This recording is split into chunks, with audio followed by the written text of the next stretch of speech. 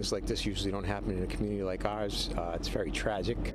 Investigators release autopsy reports today for 8 members of an Ohio family killed execution style. We begin tonight with a deadline that has passed for the mother of 2 missing children from Rexburg. Welcome to my channel. My name is Amanda, and if you're new here, we talk about all things true crime related. Right now, I'm covering the trial of Brooks Houck and Joseph Lawson. This video covers day 8 of testimony, which took place July 3rd.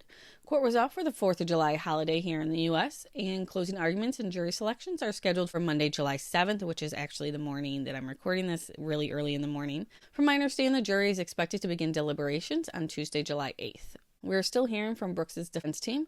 His attorney, Brian Butler, called Jeffrey Nasowitz to the stand, a cognitive psychologist who specializes in memory issues and police interrogation techniques. He testified that he was paid $10,000 for his work in this case. He told the jury that he reviewed more than 60 hours of interviews, specifically focused on the Kentucky State Police interviews with Charlie Gardley and Heather Snellen, Steve Lawson's ex-girlfriend. According to Jeffrey, he identified over 300 improper interrogation techniques used during Charlie's interview. Those included promises of leniency and emotional manipulation, such as bringing up Charlie's family to affect his responses. He also testified to the length of Charlie's interview and the fact that Charlie had reportedly been awake for several days on meth during it. Jeffrey also said that long, drawn-out interview, especially under those conditions, are not recommended as they can lead to false statements, fatigue, and other issues that can compromise the accuracy of memory and the witness's responses. Jeffrey explained that post-event suggestion, like hearing different stories from people or possibly consuming media coverage, can actually alter a person's memory, especially if it's introduced over time. He testified that the read technique, which he believes is being used by the KSP in interviews, is one of the most coercive interrogation tactics, and it is highly criticized for its potential to lead to false confessions. Butler also asked about Heather's interview, saying that she had an open CPS case. Jeffrey testified the way the detectives approached her while she feared losing her child made the interview very coercive as well. Then back to Gardley's interview, he testified of several statements investigators made to him, including, "We can do a lot to help you.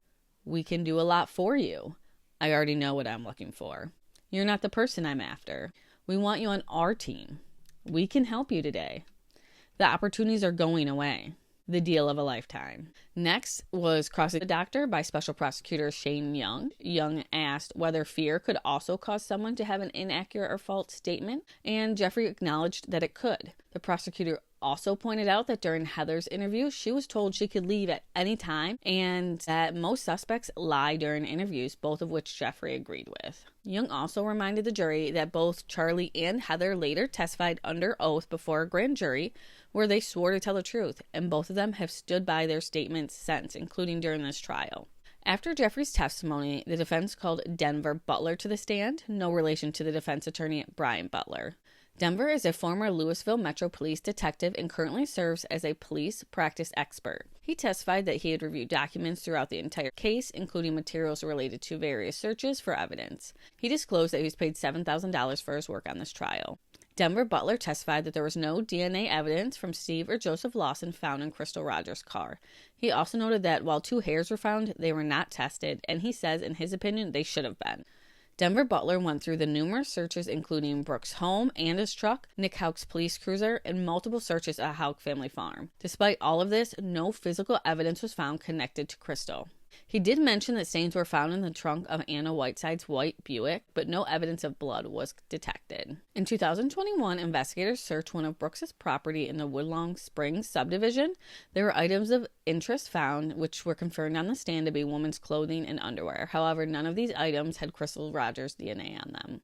Now, during cross-examination, prosecutor Shane Young asked Butler if it was possible to kill someone without leaving any bodily fluids. Butler replied yes, that it was possible. Prosecutor Young also questioned why Butler had done so much driving in this case and route analysis, especially when no one had ever claimed that Brooks drove from Thompson Hill Road to the Bluegrass Parkway. Butler explained that he was just doing what the defense asked him to do. The Commonwealth pressed further about the hairs that were found in Anna Whiteside's trunk and the underwear found on the property, suggesting just because no DNA profile was developed doesn't mean these items couldn't belong to Crystal.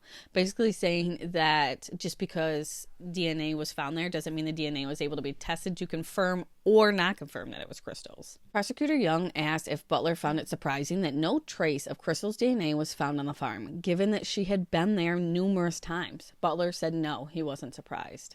The jury had a few questions for him, asking if Joseph and Steve Lawson's car had ever been searched. The jury asked if December 2024 was the first time the Thompson Hill property had been searched, and he confirmed yes. Finally, the jury asked in different questions how rain, fire, and time could affect the presence of DNA on trace evidence. And Butler responded that rain would dilute DNA and that many variables over time could impact the ability to recover evidence if it's left out over time or anything like that. After Butler's testimony, the defense rested their case.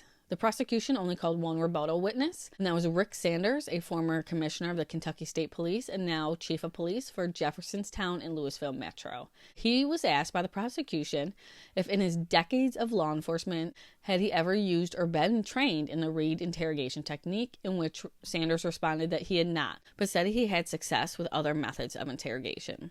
And that concluded his brief testimony. Before court ended on Thursday, the defense filed another motion for a direct verdict, which the judge once again denied, stating that there was significant evidence in the case to send it to the jury. Brooke Houck's attorney said that his closing arguments will take about 2 hours, and Joseph Lawson's team said theirs might be about 30 minutes to an hour. Like I said, closing arguments are scheduled for Monday, July 7th. I hope to get that out to you soon.